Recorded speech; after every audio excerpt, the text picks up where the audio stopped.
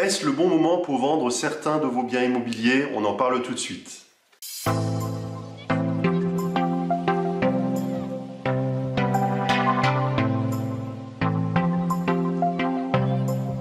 Bonjour, je suis Eric, investisseur immobilier depuis 2003 et aujourd'hui on va parler de l'éventualité de vendre certains biens immobiliers.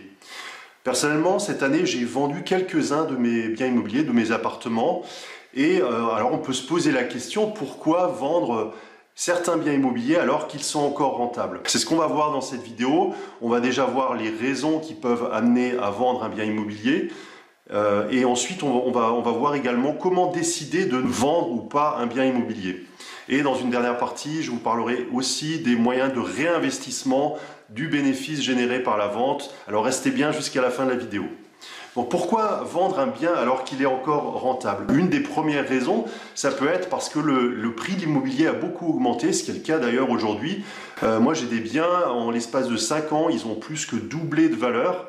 Et c'est vrai que je me pose donc la question, est-ce qu'aujourd'hui, vu la valeur qu'ils ont pris, est-ce que c'est intéressant de les vendre? Mais ce n'est pas le seul critère, mais c'est un début de question.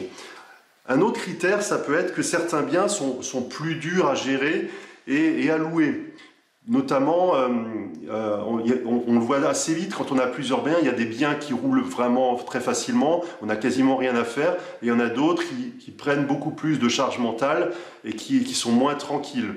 Et donc ces biens-là, on peut se poser la question, est-ce que je les garde ou est-ce que je les vends parce que ça va me libérer du temps? Notamment, moi cette année, j'ai vendu un de ces biens-là. C'était le plus petit bien que j'avais, c'était un petit studio de 16 mètres carrés. Et c'est vrai qu'il y avait beaucoup de turnover sur ce bien, donc il me prenait un peu plus de temps que les autres. Et c'est vrai que quand je le mettais en location, moi j'étais un petit peu... j'aime bien quand je fais visiter un bien, c'est vraiment croire dans le produit. Et celui-là, je le trouvais un peu petit. Et c'est vrai que même quelqu'un de ma famille, je me posais la question, est-ce que je le mettrais dans un bien de 16 mètres carrés? Et donc j'étais un petit peu réticent à le louer. Donc j'ai décidé de le vendre, surtout qu'il y a la locataire qui venait de sortir. J'ai mis directement une annonce et en 2-3 visites, en 2 visites, ça a été vendu. Voilà, donc ça c'est la deuxième raison. Il y a certains biens qui sont un peu plus contraignants à gérer. Il y a également des contraintes qui sont en train d'arriver sur certains types de biens. Ça peut être des contraintes énergétiques ou des contraintes fiscales. Alors les contraintes énergétiques, vous savez peut-être que aujourd'hui certains biens qui sont en DPE, E ou F vont avoir de fortes contraintes très prochainement pour la mise en location. Alors le DPE, ça pour rappel, c'est le diagnostic de performance énergétique. Les biens qui sont ce qu'on appelle des passoires thermiques, dans certains cas, les propriétaires ne pourront plus louer à un locataire. Et dans d'autres cas, il y aura un plafonnement des loyers. Donc c'est vrai que c'est bien d'anticiper ces choses-là, surtout que le mouvement il est plutôt dans le sens de la restriction. Donc les biens qui sont un peu limites au niveau des contraintes énergétiques, alors soit il faut les rénover pour les améliorer, et dans certains cas c'est bien aussi de les vendre. Donc on peut se poser la question. D'autres biens dans certains quartiers vont avoir plus de taxes, par exemple les taxes foncières vont beaucoup augmenter aussi dans certains quartiers. Donc c'est des paramètres à prendre en compte. Ensuite, il y a des biens dans certains quartiers qui vont certainement pas perdre de la valeur, parce qu'il y a des quartiers qui évoluent pas toujours dans le bon sens. Je donne un exemple, il y a les quartiers où il y a beaucoup eu de construction Pinel. Alors Pinel, c'est un système de défiscalisation. Dans ces quartiers, quand il y a eu beaucoup trop de Pinel, en fait, 10 ans après ces programmes Pinel, les propriétaires vendent en masse. Et donc ça fait baisser le prix de l'immobilier. Ça c'est bien de l'anticiper pour éviter à subir cette baisse. Donc ça peut être effectivement le quartier qui va perdre de la valeur, soit pour des raisons fiscales, soit pour des raisons de fréquentation aussi du quartier, le quartier qui se dégrade. Ça peut aussi être le cas dans certains immeubles, les immeubles qui se dégradent, la fréquentation qui se dégrade, donc ça c'est bien de l'anticiper, et si on voit les choses venir, plutôt de se poser la question, est-ce que c'est pas peut-être le moment de vendre le bien?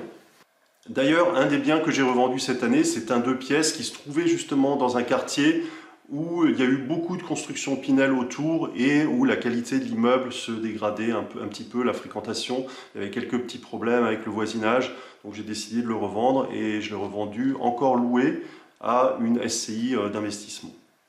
Cinquième raison, on risque aussi d'avoir ces prochains temps moins d'acheteurs solvables parce qu'on a des contraintes bancaires, on a les nouvelles règles bancaires qui imposent que le taux d'endettement ne doit pas être supérieur à 35% et ça va être de manière très stricte, c'est-à-dire qu'avant on avait des règles qui étaient plus souples, on pouvait dépasser les 33% ou les 35% d'endettement. Aujourd'hui ça va être beaucoup plus strict, donc il y aura certainement moins d'acheteurs et notamment moins d'investisseurs solvables. Donc peut-être que dans l'offre et la demande du marché, ça va avoir un impact, donc ça va certainement freiner, voire stopper la hausse des prix et peut-être dans certains cas faire baisser les prix. On parlait également de la hausse des taux immobiliers, là c'est pareil, si les taux augmentent, ça peut avoir un impact sur les prix du marché immobilier. Et dernier point, c'est le pouvoir d'achat aussi des ménages qui est en baisse, notamment par rapport aux différentes crises qu'on a connues, la situation, et il y a de l'inflation aussi pour les produits de première nécessité, donc le pouvoir d'achat des acheteurs est aussi en baisse. Donc tout ça, c'est des raisons qui peuvent pousser à vendre. Alors ce n'est pas nécessairement une obligation, en fait, mais il faut se poser la question. Et en fait, ce questionnement, c'est ce qu'on appelle l'arbitrage. L'arbitrage en immobilier ou en investissement, eh bien on se pose la question, en immobilier en général, on fait ça tous les 2 ou 3 ans, ou à la sortie d'un locataire. L'idée, c'est quoi? C'est de poser le pour et le contre pour décider, pour savoir si on vend ou si on conserve un bien. Alors justement, comment décider de vendre ou pas un bien immobilier? Alors, moi j'ai noté 3 critères que j'utilise pour décider. Le premier critère, pour moi le plus important, c'est l'indice de tranquillité. L'indice de tranquillité, c'est de savoir si un bien, c'est un bien qui roule tout seul, donc il est tranquille, ou au contraire, si c'est un bien qui génère beaucoup de charge mentale, qui vous prend beaucoup d'énergie, qui vous demande de faire beaucoup de choses, et c'est ça, au contraire, c'est pas ce qu'on recherche. Donc c'est important de se poser la question, est-ce que ce bien-là, est-ce que c'est un bien qui roule tout seul, qui est tranquille, ou au contraire, est-ce que c'est un bien qui me prend beaucoup de ressources? Dans ce cas-là, on peut se poser la question de le vendre. Si par exemple vous avez un bien où il y a beaucoup de changements de locataires ou des locataires à problème, où il faut gérer des conflits avec le voisinage, etc. Ça peut arriver. Dans ce cas-là, c'est vrai qu'on peut se poser la question de vendre le bien. Deuxième critère aussi pour décider de vendre ou pas, c'est de vérifier la plus-value potentielle que génère la vente d'un bien. Donc la plus-value, c'est le bénéfice qu'on va générer lorsqu'on va vendre un bien. Alors moi, j'ai un critère personnel que j'utilise pour ça. Je compare le bénéfice, la plus-value nette que va générer la vente d'un bien avec le loyer que ce bien me génère. Je vais donner un exemple. Si j'ai un bien que je vends, que j'ai acheté 100 000 euros il y a quelques années, que je le revends aujourd'hui 200 000 euros, donc je vais payer un impôt sur la plus-value sur ce bien, disons 25 000 euros. Donc le bénéfice de ce bien, ça va être 75 000 euros. Supposons que ce bien, il se loue à l'année 12 000 euros de loyer brut. En fait, les 75 000 euros de bénéfice que je vais avoir en vendant, ils représentent à peu près un peu plus de 6 années de location. Et donc, à partir du moment où ça dépasse 5 années du montant de location, eh bien, pour moi, c'est une plus-value qui est intéressante. C'est-à-dire que, en fait, ce que je vais gagner, ça va dépasser 5 ou 6, 7 années de loyer que je vais gagner. Donc, ça commence à être intéressant, ça commence à valoir le coup de le vendre.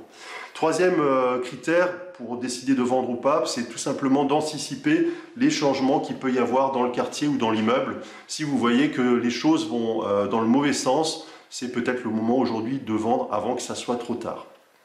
Voilà, par contre, sinon, si vous n'avez pas tous ces critères-là, si le bien se loue très facilement à des profils de locataires qui correspondent à vos critères, s'il vous assure une bonne tranquillité et peu de charge mentale, et en plus s'il est rentable, dans ce cas, ce bien, il faut le conserver dans son patrimoine, car c'est exactement le type d'investissement qu'on recherche.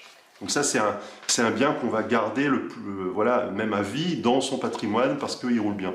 Après, les choses peuvent toujours changer, mais c'est l'arbitrage qui va décider les années suivantes si on le garde ou pas.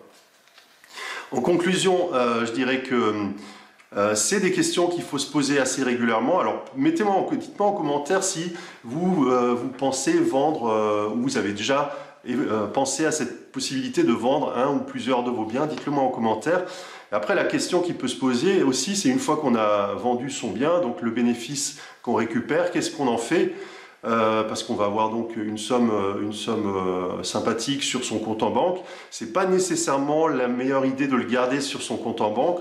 Ensuite, on peut décider de le réinvestir, soit dans un autre projet immobilier. On peut décider de l'investir dans d'autres types d'investissements, que ce soit ou placement, hein, ça peut être un placement dans les métaux précieux, ça peut être un investissement ou de la spéculation, ça peut être sur les marchés boursiers ou de la crypto-monnaie. Il y a beaucoup de possibilités.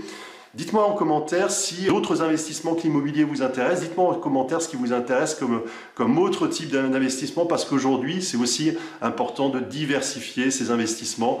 Donc, dites-moi ça en commentaire, je suis vraiment à l'écoute. Et puis, ça me permettra aussi d'orienter les prochaines vidéos pour savoir ce qui vous intéresse et les sujets qui vous intéressent. Donc, s'il y a d'autres types d'investissements qui vous intéressent, de diversification, je serai très curieux de le savoir et je vous répondrai avec très grand plaisir. Je vous souhaite une excellente journée et je vous dis à très bientôt. Et n'hésitez pas aussi à vous abonner à la chaîne YouTube si vous ne l'avez pas déjà fait. Ciao!